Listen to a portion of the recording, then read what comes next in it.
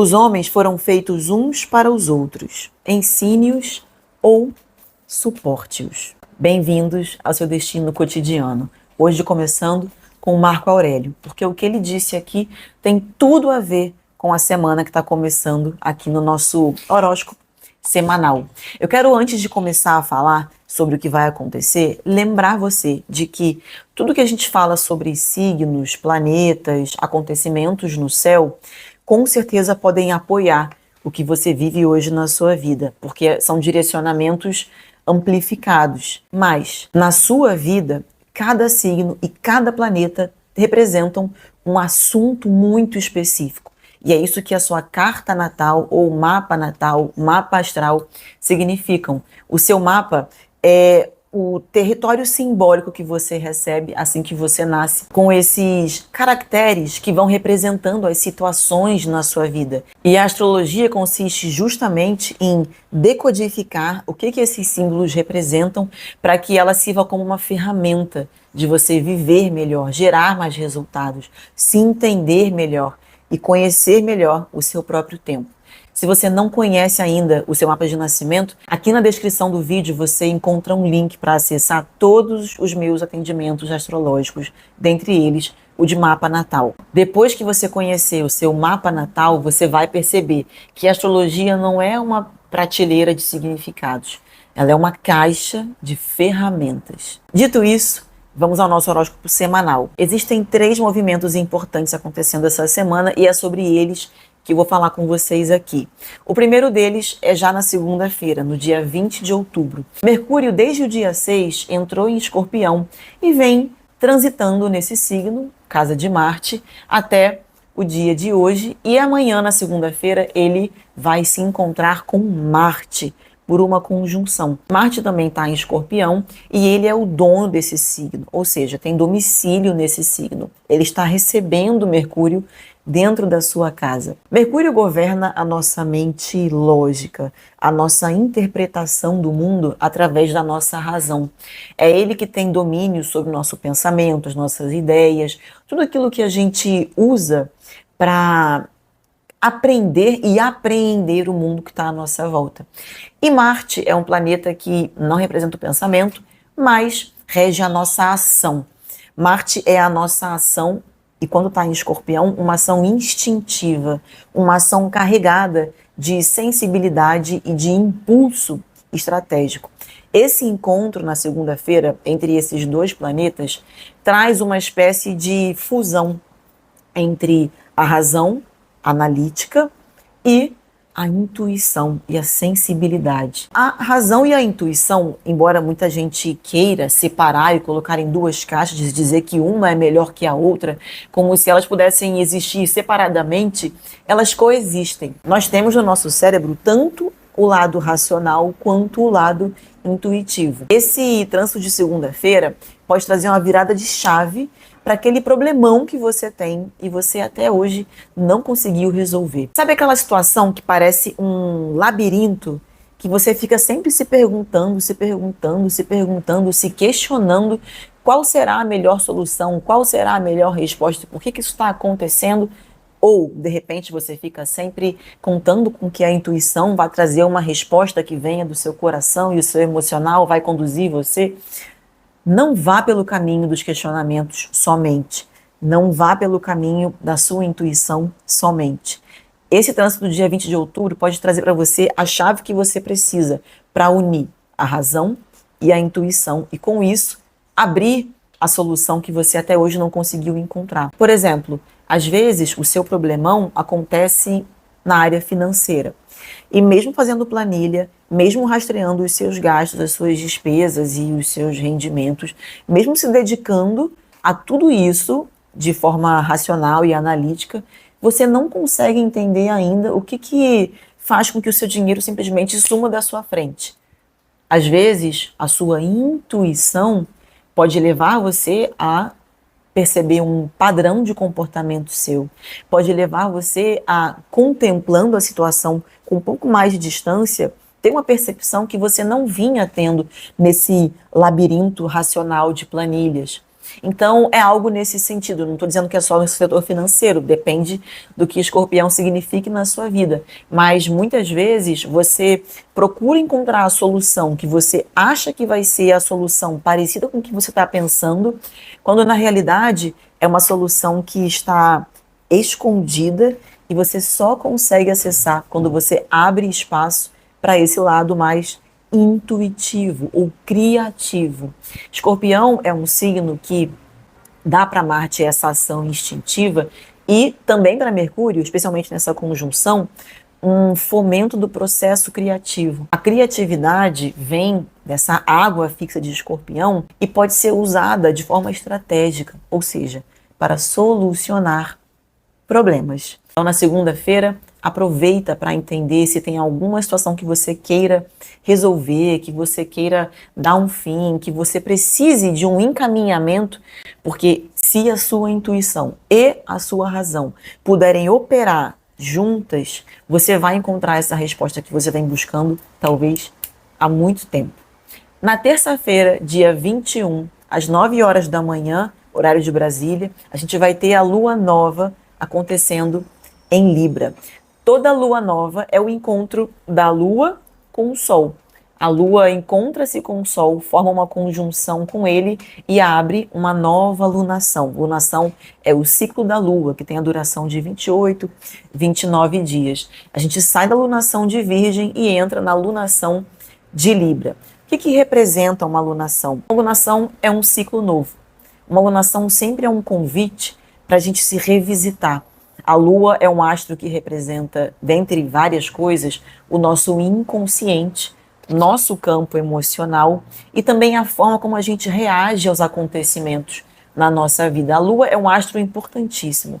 E a depender de onde você tem o signo de Libra na sua carta natal, lembrando a você que a astrologia, para ser assertiva e ser funcional, útil e gerar resultados na sua vida, você precisa entender o que cada signo representa, o que cada planeta representa na sua história. Mas a depender de onde você tem a Libra na sua carta de nascimento, pode ser um momento de renovar os assuntos que Libra representa. Por exemplo, se você tem Libra na sua casa 4, um bom momento para que você possa renovar vínculos familiares, vínculos através de conversas, através de novas formas de se relacionar, de repente com a sua família, com seu pai, com a sua mãe, com pessoas que são da sua ancestralidade. Ou se você tem Libra na sua casa 7, isso cai muito para o campo das relações, dos relacionamentos, não só afetivos e amorosos, mas também relacionamentos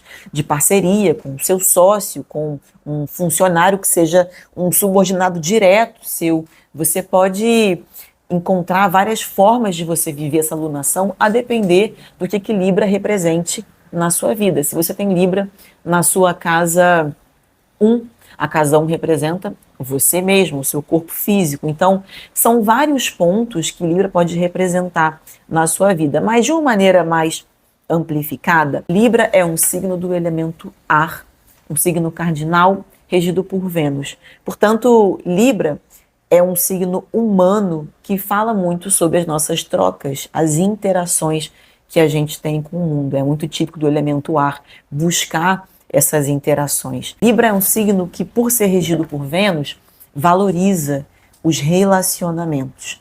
Todos os relacionamentos. Libra não é só relação amorosa, amor, casamento. Libra é o que a gente está fazendo aqui. Enquanto você me assiste, eu falo com você e essa relação é uma harmonia equidistante, digamos assim, libriana. Então, Libra é um signo que vai muito além do afeto, do amor romântico ou coisa do tipo. A gente precisa lembrar que Libra é um signo regido tanto por Vênus, que rege as relações, governa as relações, quanto por Saturno, que define os limites. As relações precisam de limites. Mesmo que duas pessoas tenham afinidades em comum, que sintam-se bem quando estão juntas, que tenham desejo uma pela outra, que tenham interesses uma pela outra, que não sejam apenas afetivos, é sempre importante estabelecer limites. Portanto, o Libra é um signo que fala sobre essa balança entre o desejo e o limite que se coloca dentro desse desejo, além do comprometimento, dos compromissos que Libra vai também desenvolver quando uma relação se estabelece. Mas para a semana, para ser mais objetiva em relação à semana, depois eu posso gravar um vídeo falando sobre os 12 signos, porque é um tema muito interessante e eu tenho certeza de que vai abrir a sua cabeça, abrir a sua percepção em relação àquilo que você costuma consumir de astrologia. Mas em relação à lunação, essa lunação tende a ser um ciclo benéfico, porque Vênus, que é a regente do signo de Libra, está domiciliada. Vênus está em Libra. Então é como se a gente tivesse um empurrãozinho favorável para trabalhar essas questões das relações, de como eu me enxergo no outro, de como o outro, como eu quero que o outro me veja, daquilo que eu faço para tentar agradar o outro, se vale a pena, qual é a medida, qual é a métrica que eu uso dentro das relações que eu tenho, quais são os limites que eu preciso impor nas relações que eu tenho. A gente tem que lembrar que desde o dia 23 de setembro, o Sol está em Libra. E o Sol é um astro que tem queda em Libra. Ele não está bem em Libra. Então, Libra é um signo que também, muitas vezes, nos coloca em uma certa necessidade, assunto da Lua, que precisar disso, de satisfazer o outro, deixar o outro bem, deixar o outro feliz, deixar com que o outro se sinta melhor do que nós. Privilegiar o outro em detrimento de nós mesmas ou de nós mesmos. Então é preciso olhar para tudo isso. É uma alunação que, acontecendo nesse signo, vai trazer esses temas de uma maneira mais amplificada e vai trazer também os temas que Libra representa no seu mapa de nascimento. Eu vou dar um exemplo meu pessoal. Libra ocupa minha casa 3 da minha carta natal. A casa 3 é uma área que fala, dentre várias coisas, da minha comunicação, do ambiente que está ao meu redor e também do ambiente digital. Quando Vênus entrou em Libra, eu abri uma conta no TikTok. Na verdade, foi um pouquinho antes. Foi quando o Sol entrou em Libra, o Sol que está governando o meu ano. Mas eu abri uma conta no TikTok e eu estou mordendo a minha língua porque eu achava que não ia ser legal e está sendo muito legal produzir conteúdo por lá.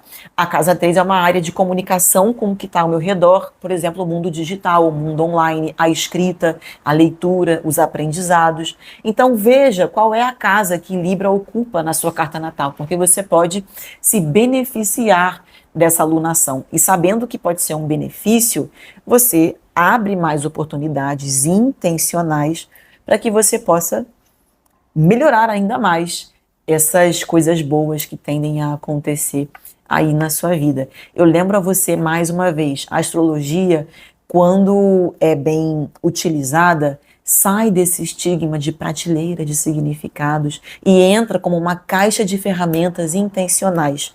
No método Athena, que é o método que eu elaborei para levar você do sonho à realização, um método absolutamente prático, inclusive no dia 21, abrirá as suas portas. Vocês vão ver que a astrologia, quem participar do método, quem for aplicar para o método, obviamente, e eu convido aqui todas a participarem, vocês verão que a astrologia, sem uma aplicação, é contemplativa e pode nos apoiar. Mas a astrologia, quando é aplicada, alcança uma utilidade que você às vezes nem pensava que ela poderia ter. Voltando à nossa semana. Na quinta-feira, dia 23, o Sol entra em Escorpião. O Sol em Escorpião não tem muitas dignidades, ele não tem, aliás, nenhuma dignidade. A gente fala que ele está peregrino. Escorpião é um signo do elemento água, um signo fixo, regido por Marte, um signo feminino, noturno, e o Sol ali dentro não tem muita familiaridade. Tirando a notícia boa dos aniversariantes de Sol em Escorpião, que farão aniversário durante esse período, o que importa trazer é: o Sol é um astro que representa a constância. E Escorpião, um signo que também representa a constância, porque ele é um signo fixo. E tendo Marte ali, ele beneficia ainda mais a constância. O Sol traz sempre uma luz, e essa luz coloca um foco especial nos assuntos que Escorpião representa. No seu mapa de nascimento, Escorpião significa alguns assuntos. É preciso observar que assuntos são esses. Mas, de uma maneira geral, Escorpião é um signo noturno, regido por Marte, feminino, e de água fixa. Ele é do elemento água e de modalidade fixa.